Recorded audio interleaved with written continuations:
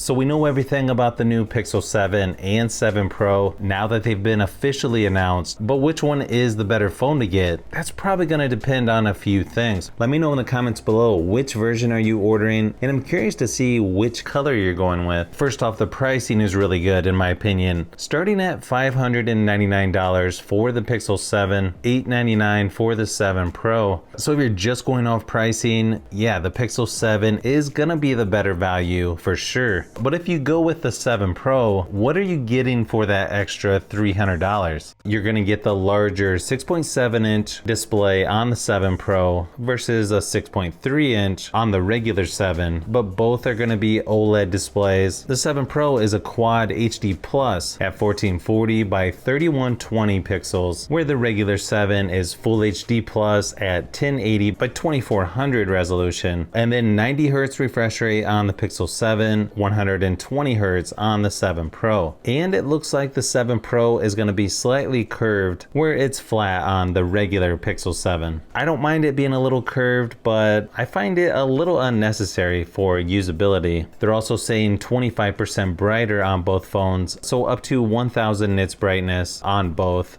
You can get Obsidian and Snow for both phones, but then Lemongrass for the Pixel 7 and a more muted hazel color for the 7 Pro. Not really sure if I like the gold accents, but I guess I would have to see them in person before saying too much. You'll also notice on the Pro versions, it's more of a glossy, shiny metal where the cameras are and along the edges. So I might actually prefer the regular 7 where it's a matte finish. The Pixel 7 is going to be a little bit smaller, slightly skinnier, slightly shorter, and a little bit lighter, so definitely easier to handle than the Pro version.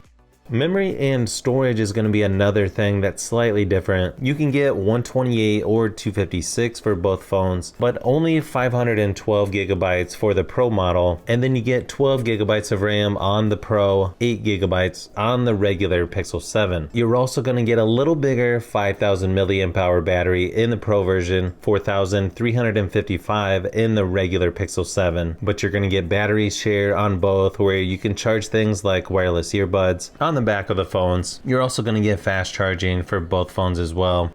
The other difference is going to be with the cameras. The 7 Pro has a triple camera setup there on the back, where the regular 7 has a dual camera setup, and you'll get super res zoom up to 30x with the 7 Pro using the 48 megapixel telephoto lens. It also has autofocus on the 12 megapixel ultra wide lens, where the regular 7 doesn't. You're also going to get macro focus on the Pro version. It also looks like you get the same 10.8 megapixel front facing camera for both phones as well. They also added in face unlock for both phones. I imagine because there were a lot of people complaining last year about the Pixel 6 series not having it. I feel like it's a good move.